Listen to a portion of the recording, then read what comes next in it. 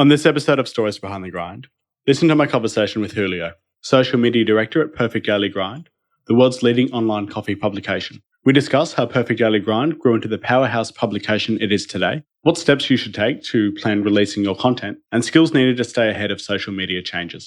My name is Aidan Vocalo, and here you will find business strategies, tips, and tactics that you can incorporate not only in your own venture, but your life, to help you simplify and strategically grow, scaling up the impact you are having in this world.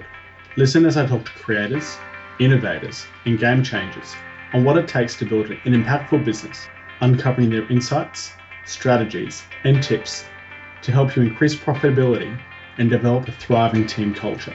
Welcome to the Stories Behind the Grind podcast. Julio, thanks so much for coming on the Stories Behind the Grind podcast. It's great to have you on. Thank you, Aidan. It's great to be here. Thank you for having me, and I'm really looking forward to speaking with you and chatting all about the stories behind the grind. For sure. Julio, you're the Social Media Director at Perfect Daily Grind, which is the world's leading online coffee publication. Social media has obviously been a key factor in terms of growth. Where did your interest in social entrepreneurship and social media come from?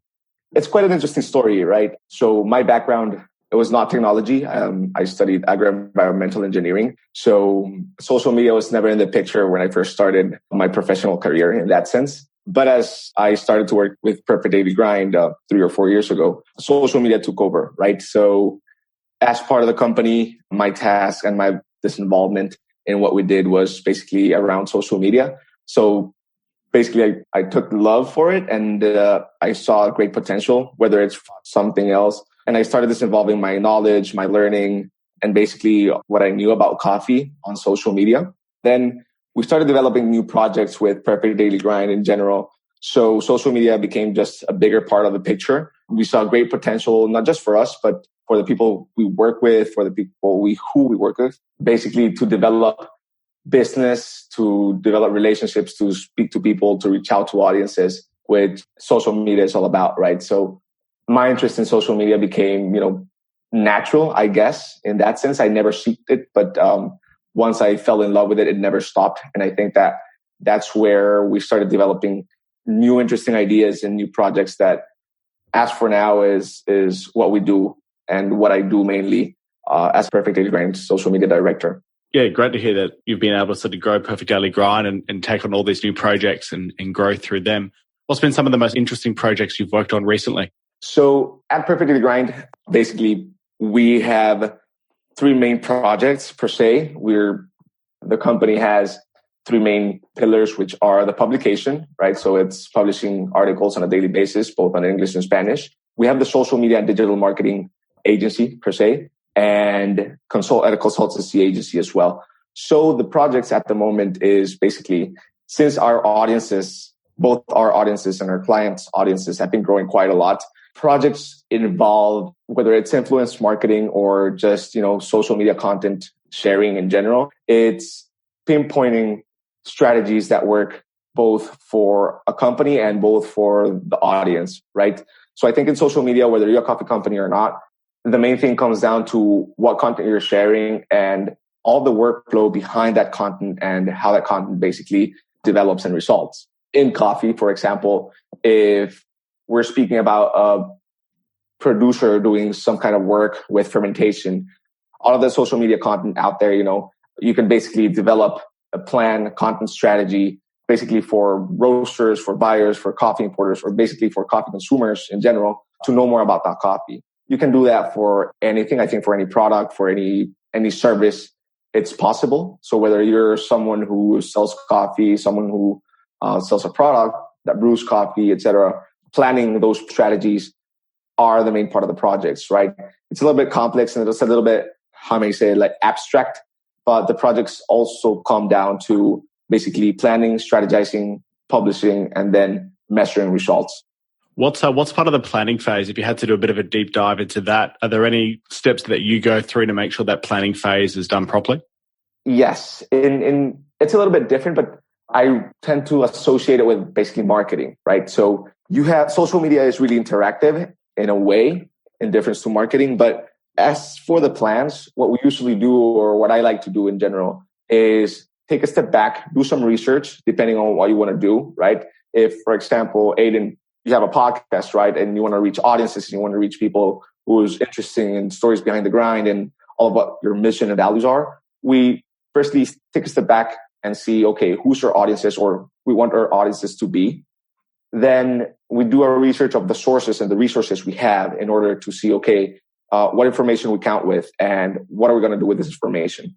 Yeah. So basically we create a strategy in which we combine the ingredients of, value, authenticity, the content and the resources we have. And after that, basically it's content creation, pure content creation. And of course, always having in mind that the audience that are going to be reading this have to see value in what we share, right? So that's second step of the phase in planning. Then you have to check, double check, triple check your content, whether you're putting it out live or something, you're scheduling it or not. And then just sharing it, have a plan to share it, where times to share it, what locations, if you're sponsoring your content or not.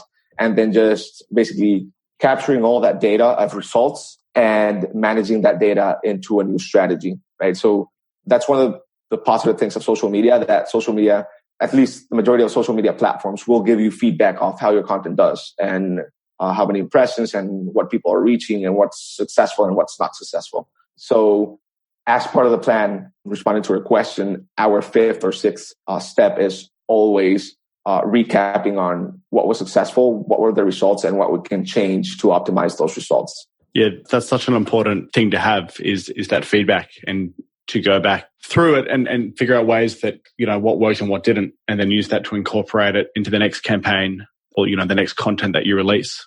Thank you for, mentioning that sort of key, because, part of it all, because you can go through all this work and, provide value and be authentic and, have the best information out there. But if you don't use the feedback at the very end to make the next, the next thing that you do, next project, whatever it might be, then exactly. You're never sort of learning. So it's such a key point. Absolutely. And I think in coffee, it's a little bit different on how it manages or how can you manage a campaign. At least back in the days when I'm mentioning 3 or 4 years ago, specialty coffee was starting to boom on social media, right? So you've seen growth. For example, you go to hashtag specialty coffee now, you have, I think it's all around 3 million posts, right? Back in the day, maybe it was 800,000, 700,000. So your content was much more visible back in the day than now. That happens in social media. It's growing. It's always going to grow, whether it's Instagram, Twitter, Facebook, or any other platform that appears in the future. So it's quite complex. But in the end, I think it all comes down, to taking advantage of course, being consistent, sharing authentic content, right? That's going to separate you from all the different content out there. And basically in coffee, or at least in specialty coffee, sharing that or taking advantage of where we started has influenced a lot of where we are now and how we strategize now in specialty coffee in social media. Can you talk about that a little bit more in terms of using from where you've started and how you've used that going forward these days?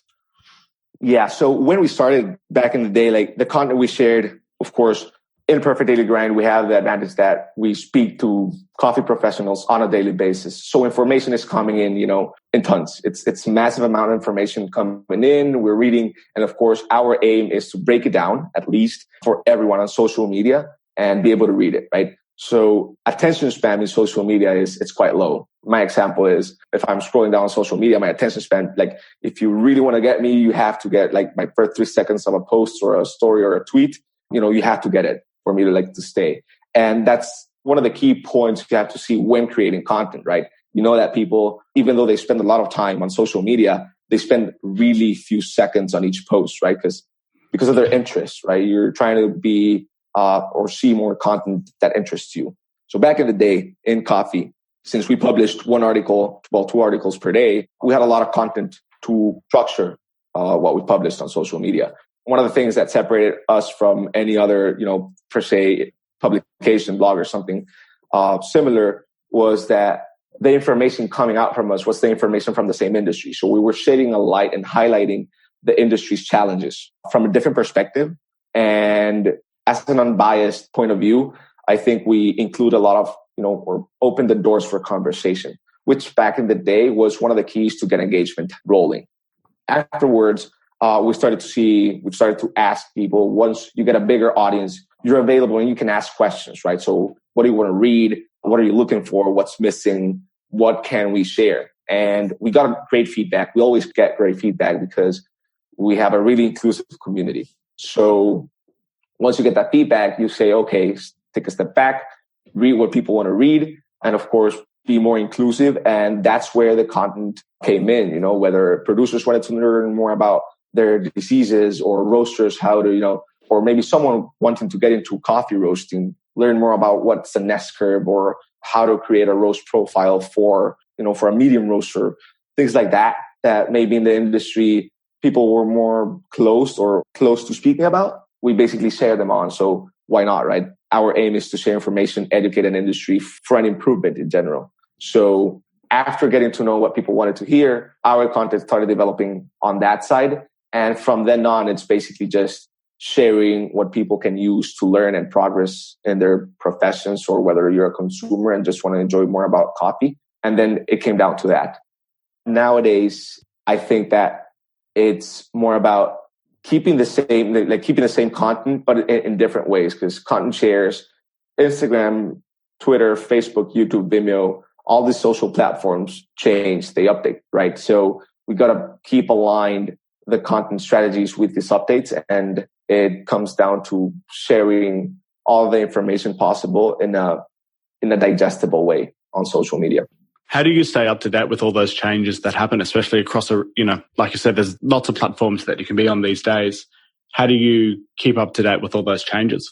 So I think when something changes, people don't like change usually, and it comes down to trial and error. I think that social media, you have to have a little bit of patience to trial out what's happening with your content. So for example, when Instagram incorporated stories at the beginning, people were like, okay, this is a little bit more like Snapchat, am I going to be posting something about me and my life, or me and brewing? Or if I'm a coffee blogger, I'm going to post my coffee shop experiences or my coffee travels.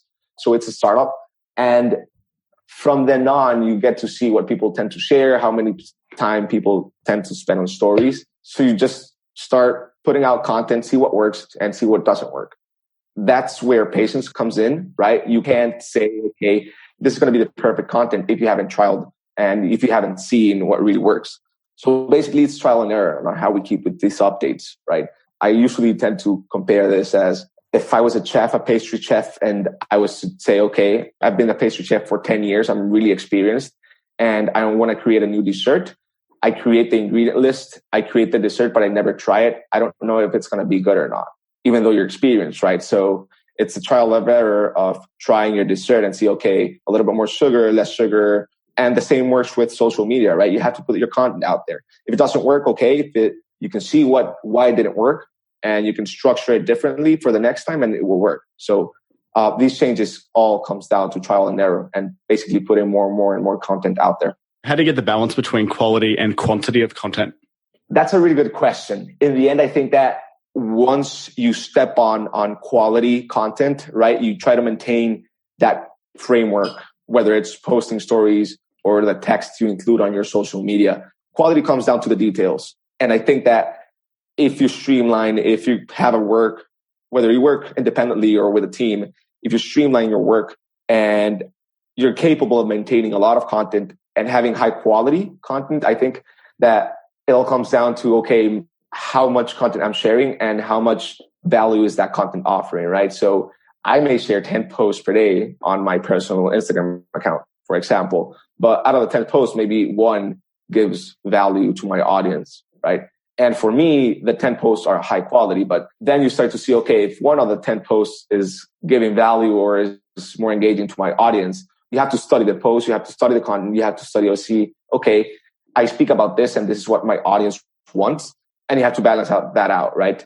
In the end, it also comes down to whether it's what your audience wants or what you want, right? So something that I think people that are on social media and are trying to expand in their businesses is that what you share has to be something that your audience wants to see. If you want to share what you want to see, your engagement won't be as positive or successful as if what you're sharing for your audience is what you want to share, right? Take it in personal instances, what you follow is what you want to learn about, what you want to read about, what you want to be updated. But if you're someone following an account that speaks about themselves, or whether it's a personality, a company, or something else, you tend to start to lose interest because you're not gaining anything from it in the end. So it all comes down to a balance between quality and the high quality of your content and the volume of it. I think that social media permits, algorithms change, and that's a whole different topic. But I think that social media is something that it's a platform that lets you test out. And if your audience is used for you posting, 10 posts a day, that's good. If your audience is used for you posting 1 post a month, that's good. I think it's also reaching out and trying to develop your audience as best as possible for you and for them. Yeah, so a good distinction you made is about really understanding what your customers want or what your audience wants, and start delivering content that's valuable to them, not necessarily valuable from your perspective. It really needs to be from their perspective. Yeah, exactly. Absolutely. And then keeping the quality at a certain level and then producing more and more content over time. Exactly. What platforms have you found to be the best source of organic growth for Perfect Daily Grind? For PDG at the moment, it's definitely Instagram. Instagram and Twitter have been growing quite a lot, but I think that what Instagram offers you is the combination between information, text information, and visual information. So it speaks a lot to the senses. And in coffee, of course, that's really important. I think that, people, whether they're experiencing origin, it's a huge window to experience origin. It's a huge window to see brewing techniques. It's a platform in which you can share information and be visual. So I think that organically, that's one of the best ways to engage with your audience. And for Perfect Daily Grind, it's been one of the most successful in those terms.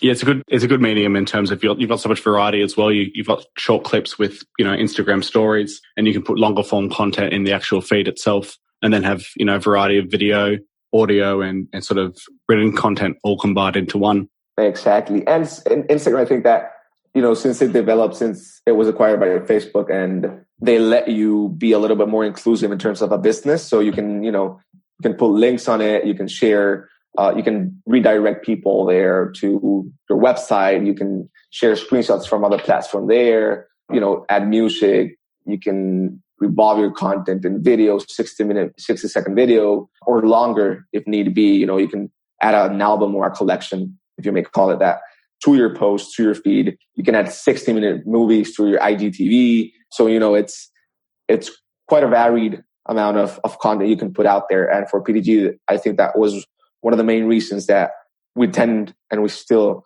are being successful in that way, because we're putting out content in much different ways we did back in the day, but at the same time sharing the same information or the same high quality information we did back in the day, and we still are. Yeah, so it's really allowed you to leverage the content that you're producing and put it out in different forms to, for different people, because everyone consumes content in different ways. Some like written, some like video, and some like audio. So it's a great way to get all that information out. And yeah, exactly. And I think Instagram, since it lets you connect you to other accounts, we saw we had a huge amount of content, video content. So we started PDG Video, right? I think that, if I'm not mistaken, it's in 20K right now. And then we started PDG Nihongo, PDG Korea. So we're starting to put content out there in different languages, in different formats. And I think that's where our minds open and say, okay, we have so many contents. Our team is based in so many countries, right? Whether it's origin or not. So we try to open a window and put a clear view to whether you're a consumer or a coffee professional of what's happening in the industry. You mentioned before, you've expanded from English into all these other languages. What have been some of the challenges you've experienced, communicating your content across different continents and different languages? The main challenge in that sense is keeping quality, right? So trying to share the same content in different languages comes with a barrier. A lot of things, at least in the coffee industry, technical words that are spoken at origin may vary even within, El Salvador, Guatemala, Costa Rica. They may have a different reference to the same thing. Let's not speak about translating that into English and then translating that into another language, right? So the challenge is keeping that quality and that same reference in different languages. So if we're speaking about processing technique, or we're speaking about how to roast, or how maybe even you call the coffee bean green coffee, or in Spanish called café verde, and maybe in Korean, you call it different else and something else. So keeping that same context, reference, and structuring your information to be the same in different languages has been one of the challenges. But what we try to do is break that barrier, speaking with people that are bilingual, trilingual in that sense. So basically you trust where the information is coming, and you trust that that person understands coffee language at the same time understanding language and their language in general. Sort of bridging the gap between English and, whatever language you want to translate it in, and talking to those people that are fluid in both and can understand the different nuances that come with terminology. Exactly. I think that lexicons and terminologies in coffee, it's quite a big topic, because within producing countries, let's say Latin American producing countries, staying away from Africa, Indonesia, and the Asian producing countries, speak Spanish, right? So I was born in El Salvador, for example, and when I go to Colombia, when I go to Brazil, or when I go to Peru, they use really different words to what we use in Central America, for example. So sometimes you got to try to ask, okay, what's this? Why do you call it like that? And then try to find a midpoint when we share content, because we're sharing it to everyone out there. So you got to try to find a middle point in which everyone understands and can digest the information you're sharing. Yeah, that's so important to get that sort of that sweet spot in between sharing content. Wanted to ask, you mentioned before about getting feedback for, when you're sharing content, to measure engagement and whatnot. Are there any key metrics that you like to keep a track of? My favorite, and this is going to be a more personal answer. My favorite is comments, right? I think that comments is the best way to engage and to measure engagement. And this is because it's basically creating a conversation. You're having a conversation with people. Whether it's receiving responses or hearing out opinions on any topic. I think that comments is one of my favorite metrics, and one that could measure a successful social media account or a social media campaign in terms of what you're looking for. Of course, sometimes it doesn't come down to that. It may come to clicks, or it may come down to likes and impressions, etc.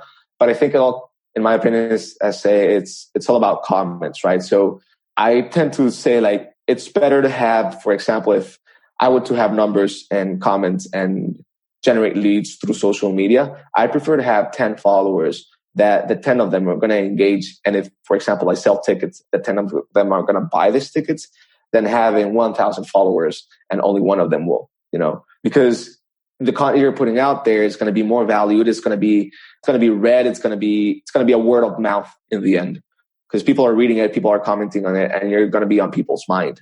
So as for the metrics, for me, it's pure engagement. I prefer to have a post that has, let's say 100 likes and 1,000 comments than a post that with 100,000 likes and just 10 comments, right?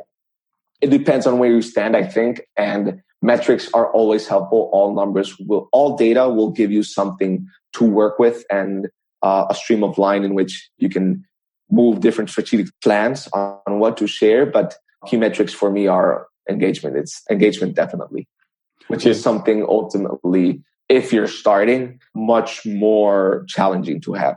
Yeah, it can be hard to generate that engagement to start, but it's like how you said, comments are such a really good way to measure it, because it shows that people have read whatever you're posting, have thought about it, and then have responded. And then if you respond back, like you said, you start to generate this conversation and be social on social media. Exactly.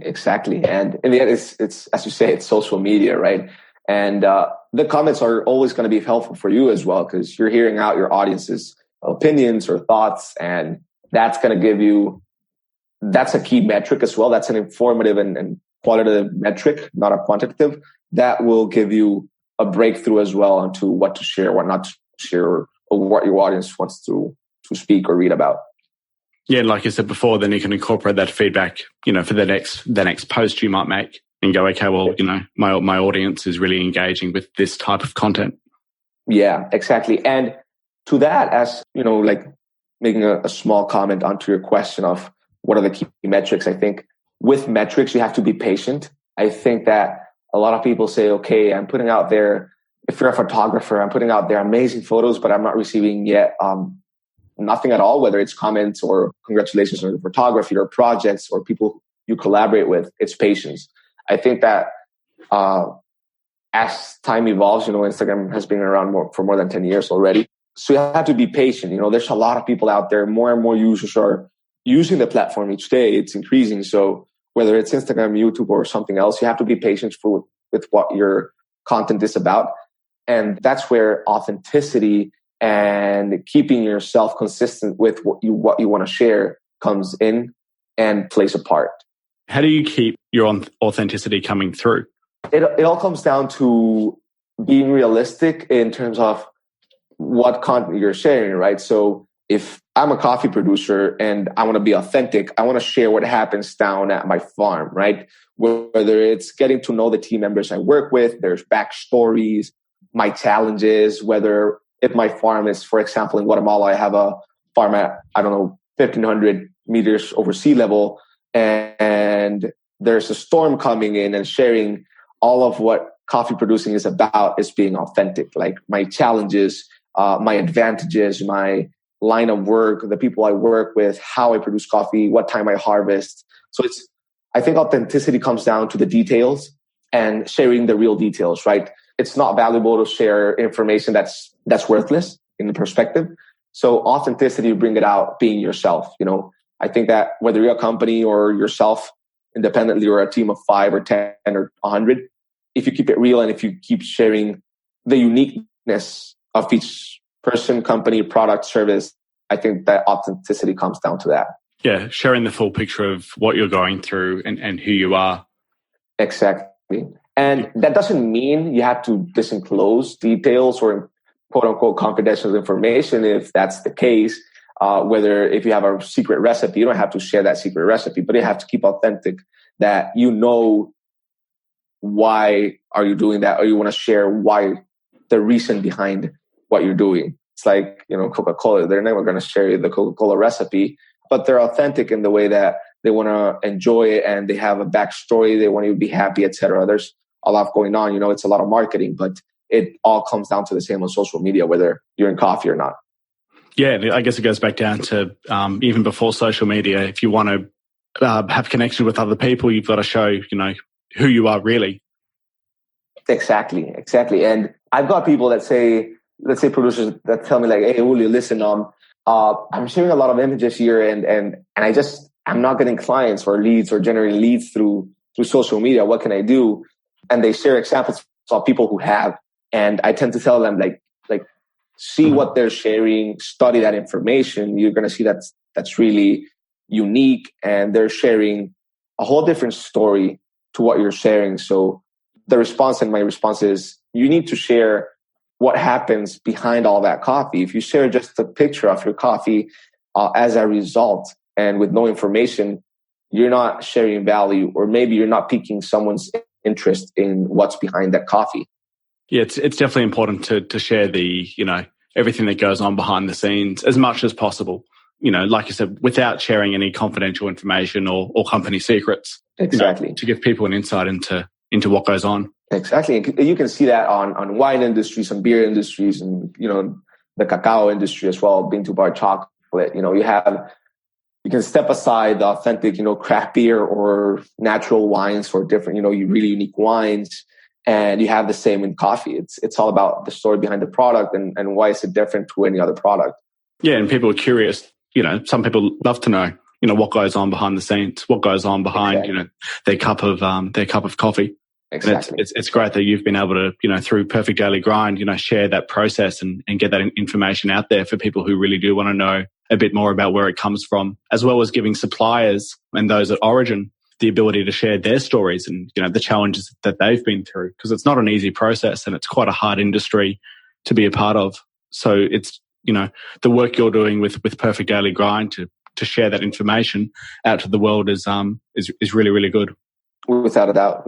Thanks so much. I think, it's the industry, as I believe you spoke with Henry before, and I think that it has a lot of challenges. And once you learn more and immerse more into the industry, you see there's a lot of flaws, whether it's, financial, whether it's information, whether it's coffee in general. The industry needs to evolve in terms of technology or innovations. we want to shed a light on every single step of the supply chain to better empower everyone in the supply chain, whether you're a supplier, whether you're an importer, whether you're buying or selling coffee. The more informed you are, it's better to take informed decisions or at least, be a little bit more immersed in the industry to progress within time. For sure, yeah. Having a bit more clarity on what goes on every aspect in that supply chain can definitely help make more informed decisions going forward. Exactly, as a consumer as well. Yeah, definitely. It doesn't matter where you stand in that, that whole process. The more you sort of know about it, about your duty wherever you are and the other elements in the supply chain, it can definitely help to have a better understanding of what happens. Exactly. Final question for the podcast, and I'd love to get your perspective. What's your definition of the grind?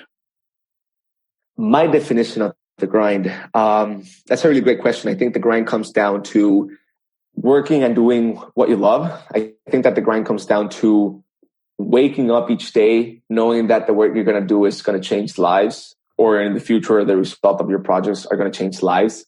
So for me, the grind is doing that daily work, whether it's, 7 days a week, 5 days a week, 3 days a week. For me, the grind is waking up and working for the better, not just for me. I think that we have to be really altruistic in that sense. And for me, the grind is working to make, whether it's an industry, the world, your company, or someone else's lives, a better place. Brilliant. I love that definition, especially having that higher purpose in what you do. Where can people find more about you? They can find me on Instagram, definitely, through Perfect Daily Grind, or my personal, without a doubt. I'm on Facebook, Twitter as well. My favorite, of course, is Instagram. I'm mostly active there. But yeah, if anyone wants to reach out, speak, ask questions, they're more than welcome. Yeah, we'll include links to all those social media handles so people can click on those links to connect with you. Thank you again for your time tonight, all the way from Madrid. It's been great having you on. Not at all. Thank you, Aiden. Thank you for your hard work. I love your podcast. Keep doing what you do. Keep grinding as you do. And hopefully we get to each other soon, grab a cup of coffee and continue the conversation. For sure, definitely. Thanks again. Cheers. Thank you, Aiden. Bye-bye. Bye. Thanks for listening to this episode of Stories Behind the Grind. Please share the podcast, and if you're not already subscribed, be sure to do that right now. If you enjoyed this episode, I'd love it if you could do me a quick favor and rate and review the podcast. This lets the platform know that I'm doing something right and people like the content. It'd be a huge help, and I'd be really, really grateful if you could. Until next time.